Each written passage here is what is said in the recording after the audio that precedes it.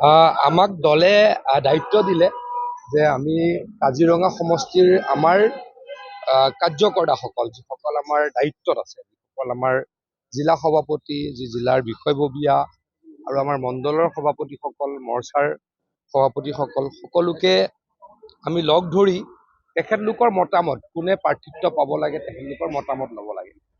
সেইকাৰণে আজি আহি ইয়াত উপস্থিত হ'লোঁ। আমি বোকাখাতলৈ গ'লোঁ, তাতে আঘাটৰ কাৰ্যকৰ্তাসকলৰ লগত মিলিত হ'লোঁ। ইয়াতে আমি হোজাই আৰু কলিয়াবৰৰ দুইখন জিলাৰ বিষয়ববীয়াসকলৰ লগত মিলিত হ'লোঁ। তেওঁলোকৰ মনৰ ভাৱ বুজিলোঁ। তেখেতলোকে কাক টিকট দিব লাগে আমাক ক'লে, আমি সেইটো দলৰ আগত গৈ অৱগত কৰিম, দলক আমি ৰিপৰ্ট দিম, দলে সিদ্ধান্ত ল'ব। আৰু এটা কথা ঠিক যে আমাৰ প্ৰত্যেকগৰাকী ব্যক্তিয়ে এটা কথা দৃঢ়তাৰে কৈছে যে আমি কাৰোবাৰ নাম কৈছোঁ, কিন্তু যদি তেওঁক নিদিয়েও আমাৰ কোনো দুখ পাবলগীয়া নাই, কাৰণ আমি দলৰ লগত আছোঁ। এইটো কথা মই ক্লিয়াৰলি কৈছোঁ।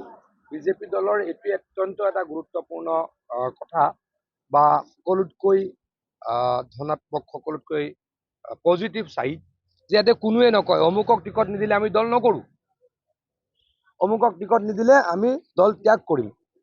এইটো আমাৰ দলত নহয়, এইটো বিজেপি দলত নহয়। মই গোলাঘাটতো সকলোকে লগ কৰিলোঁ, ইয়াতো হোজাই আৰু আমাৰ কলিয়াবৰৰ লোকসকলক লগ ধৰিলোঁ।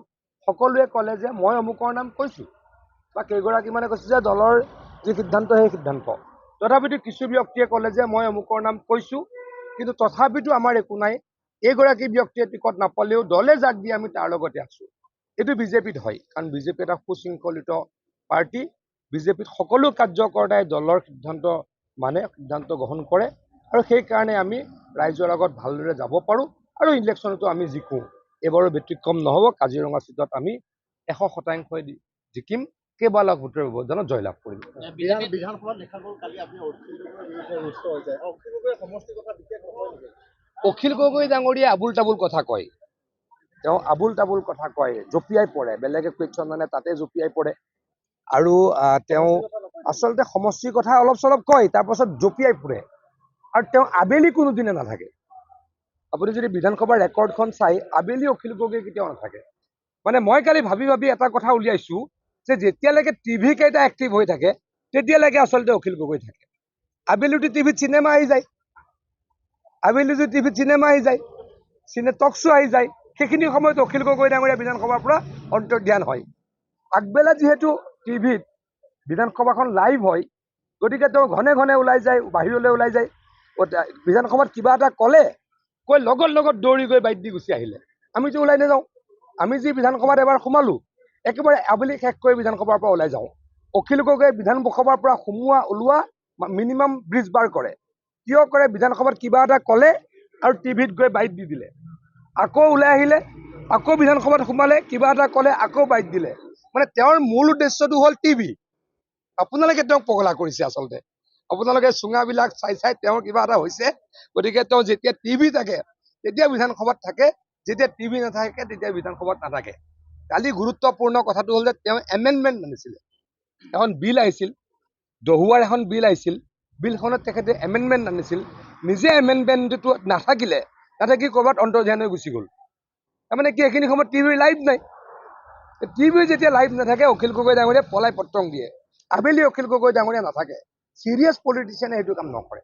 তেওঁ নিজকে ইমান জানা বুলি কয়, মোকতো বাৰে বাৰে কৈ দিয়ে সদায়, পঢ়া শুনা কৰি নাহে, পঢ়া শুনা কৰি নাহে। আৰে আমি কি কম পঢ়া শুনা কৰা নেকি? তেওঁ কটন কলেজত পঢ়িছিল, মই ৰাজ্য বিদ্যাপীঠত পঢ়িছিলোঁ, ইমানেইটো ডিফাৰেঞ্চ। আমাতকৈ অলপ বেছি চোকা, ইমানেইটো হয়। কিন্তু বিধানসভাত মই তেখেতকৈ ডাঙৰ। কেনেকৈ ডাঙৰ? মই 13 বছৰ MLA হৈছোঁ, তেওঁ 3 বছৰে MLA হৈছে। মই 32 বছৰ বয়সত MLA হৈছোঁ, তেখেত 45 বছৰৰ বয়সত MLA হৈছে। এতিয়া ডিফাৰেঞ্চ ক'ৰবাত নহয় ক'ৰবাত চবৰে থাকিব। তেওঁ মোতকৈ চোকা, মই মানি ল'লোঁ, কিন্তু আমি তেওঁ কোৱাৰ দৰে নপঢ়া নুশুনা মানুহ নহয়। তেওঁ প্ৰত্যেক দিনাকৈ আপুনি পঢ়ি নাহে। আৰে আমি কি নপঢ়া নুশুনাকৈ এইখিনি পালোঁ নেকি? আমি নপঢ়া নুশুনাকৈ কি মন্ত্ৰীৰ ফাইলত চহী কৰি আছোঁ নেকি? তেওঁ বেছি জানে বাৰু আমাতকৈ। বেছি জানা মানুহে, চিৰিয়াছ মানুহে কেতিয়াও বিধানসভাৰ পৰা পলাই ফুৰিব নালাগে, আৰু নিজৰ যেতিয়া কুৱেশ্যন থাকে তেতিয়া বিশেষকৈ পলাই ফুৰিব নালাগে। তেওঁ এইটো যাতে নকৰে, তাৰ প্ৰতি তেখেতৰ প্ৰতি মোৰ আহ্বান। ৰাণা গোস্বামী বিজেপিলৈ আহিব নে নাহিব মই নাজানো, কিন্তু যিটো খবৰ শুনি আছোঁ, মই ৰাণা গোস্বামী ডাঙৰীয়াই যদি কংগ্ৰেছ সঁচাকৈ ত্যাগ কৰিছে, মই বিজেপিলৈ আহিলেতো বেয়া নাপাম, মই ভাল পাম। ৰাণা গোস্বামী ডাঙৰীয়াৰ লগত একেলগে কংগ্ৰেছ কৰিছিলোঁ আৰু তেখেত এজন উজনি অসমৰ ভাল নেতা, যোৰহাটৰ খুব সবল নেতা আছিলে। যোৱাবাৰো মাত্ৰ কেইহাজাৰমান ভোটৰ ব্যৱধানত তেখেত হাৰিছিলে। গতিকে তেখেতে যিহেতু কংগ্ৰেছত কষ্ট পাইছে আৰু কংগ্ৰেছত তেওঁলোকে কষ্ট পাবই একচুৱেলি। কংগ্ৰেছত ৰকিবুল হুছেইন ডাঙৰীয়াৰ যিটো দপদপনি, কংগ্ৰেছত যেনেকৈ ৱাজিদ আলী চৌধুৰী ডাঙৰীয়াৰ দপদপনি, ভূপেন বৰা ডাঙৰীয়া কেতিয়াবা নাইকিয়া হৈ যাব, ৰাণা গোস্বামী আৰু আগতেই নাইকিয়া হৈ গৈছে। গতিকে কষ্টত থকাতকৈ, কংগ্ৰেছত কষ্ট থকাতকৈ ৰাণা গোস্বামী ডাঙৰীয়া যদি বিজেপিলৈ আহে মই আদৰণি জনাম বিজেপিৰ এজন কাৰ্যকৰ্তা হিচাপে।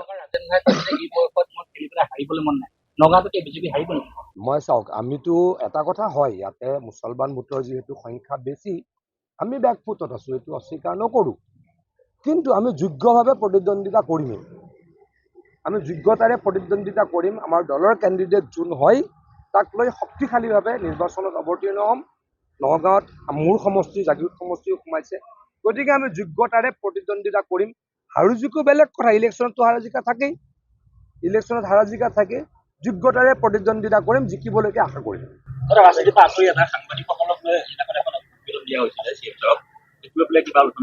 এখন দিছিলহে লগত লগত হয় নেকি বা বুকুতে কল পকাব খুজিলে কেনেকে?